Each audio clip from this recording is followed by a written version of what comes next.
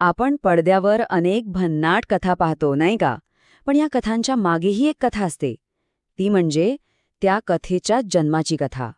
आणि आज आपण अशाच एका मोठ्या गोष्टीची, भारतीय सिनेमाच्या जन्माची गोष्ट पाहणार आहोत. आणि गंमत म्हणजे ह्या कथेची सुरुवात झाली आपल्या महाराष्ट्रात. पण थांबा, थ्रेट इंडस्ट्रीबद्दल बोलायच्या आधी एक मूलभूत गोष्ट समजून घेऊ. चित्रपट म्हणजे नेमकं काय?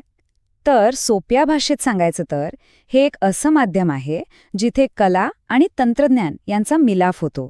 म्हणजे बघा, सुरुवातीला फक्त हलणारे चित्र होती, मूकपट, आणि मग आला आवाज आणि आले बोलपट. या दोन गोष्टींशिवाय सिनेमा पूर्णच होऊ शकत नाही. तर आज जो एवढा मोठा भारतीय सिनेमाचा वटवृक्ष दिसतोय ना, त्याचं बीज, त्याची सुरुवात महाराष्ट्रात झाली. आणि ही सुरुवात झाली कशी, याची कहाणी तर त्याहूनही इंटरेस्टिंग आहे. म्हणूनच तर महाराष्ट्राला एक खास ओळख मिळाली आहे, भारतीय चित्रपटसृष्टीची जननी. आता हे इतकं मोठं बिरुद का मिळालं असेल असा प्रश्न पडतो नाही का? याचं कारण अगदी स्पष्ट आहे. भारतातला पहिला पूर्ण लांबीचा सिनेमा तो बनलाही इथे आणि प्रदर्शितही इथेच झाला. आणि हो, हे काही एका रात्रीत घडलेलं काम नव्हतं किंवा एका व्यक्तीचंही नव्हतं.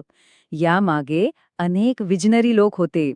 मदनराव माधवराव पितळे, कल्याणचं पटवर्धन कुटुंब, हरिश्चंद्र सखाराम भाटवडकर म्हणजे आपले सावेदादा, या सगळ्यांनी पाया रचला. मग बघा, 1912 साली गोपाळ रामचंद्र तोरणेंनी मुंबईत पुंडलिक दाखवला.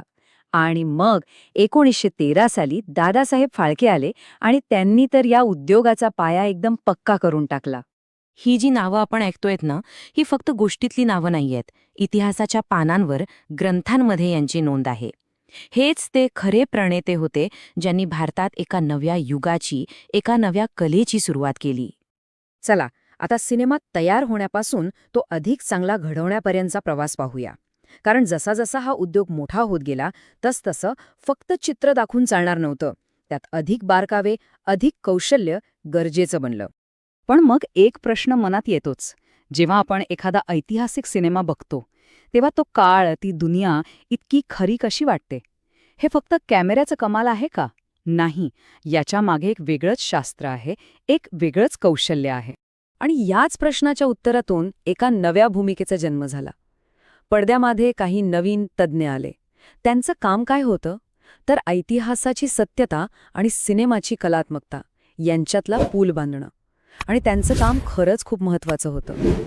आता बघा, नाटक असो किंवा चित्रपट, दोन्हीकडे ऐतिहासिक अचूकता खूप महत्त्वाची ठरली. पण फरक होता. नाटकात मंचावरचे सेट, कपडे, वस्तू या गोष्टी खऱ्या वाटल्या पाहिजेत.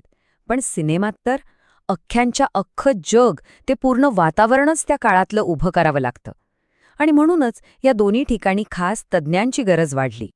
तर हे तज्ज्ञ म्हणजे थोडक्यात इतिहासकार नक्की काय मदत करतात? तर पहिलं म्हणजे ते आर्ट डायरेक्टरला सांगतात की सेट्स कसे असावेत, त्या काळातली घरं, वास्तू कशा होत्या. दुसरं, ते पात्रांचा लूक ठरवतात, म्हणजे त्या काळातले कपडे, केशभूषा, मेकअप कसा होता.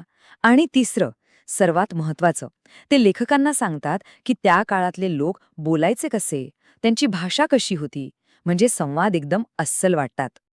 हे फक्त काहीतरी हवेतलं काम नाहीये. या प्रॉपर व्यावसायिक भूमिका आहेत ज्या या उद्योगाच्या गरजेतूनच तयार झाल्यात. खरं तर हे इतिहास आणि मनोरंजन यांचं एक जबरदस्त कॉम्बिनेशन आहे. तर आता आपण या प्रवासाला एकत्र जोडूया. सुरुवातीच्या त्या एका बीजापासून आजच्या या व्यावसायिक वटवृक्षापर्यंतचा प्रवास. कसं एका छोट्याशा कल्पनेतून इतका मोठा उद्योग उभा राहिला ते पाहूया. इथे बघा, ही संपूर्ण गोष्ट आपल्या डोळ्यासमोर उभी राहते.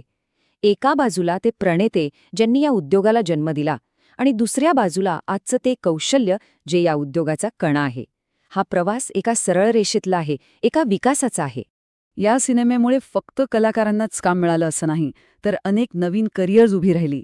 आर्ट डायरेक्शन कन्सल्टंट, वेशभूषा आणि केशभूषेचे सल्लागार, मेकअप सल्लागार, भाषेचे तज्ज्ञ. म्हणजे बघा, इतिहास आणि कलेच्या संगमातून कितीतरी नव्या संधी निर्माण झाल्या. ज्यांनी इतिहासाचा, भाषेचा अभ्यास केला त्यांना मनोरंजनाच्या दुनियेत एक नवं व्यासपीठ मिळालं. थोडक्यात काय, तर त्या प्रणेत्यांनी जी दूरदृष्टी दाखवली त्याचं रूपांतर आज एका अशा मोठ्या उद्योगात झाले जिथे इतिहास आणि कला अक्षरशः हातात हात घालून चालतायत. त्यामुळे पुढच्या वेळी कोणताही सिनेमा पाहताना, विशेषतः ऐतिहासिक सिनेमा पाहताना, हा विचार नक्की करा की पडद्यावर जे दिसतंय त्यामागे असं कोणतं अदृश्य कौशल्य आहे जे त्या कथेला इतकं जिवंत बनवतंय.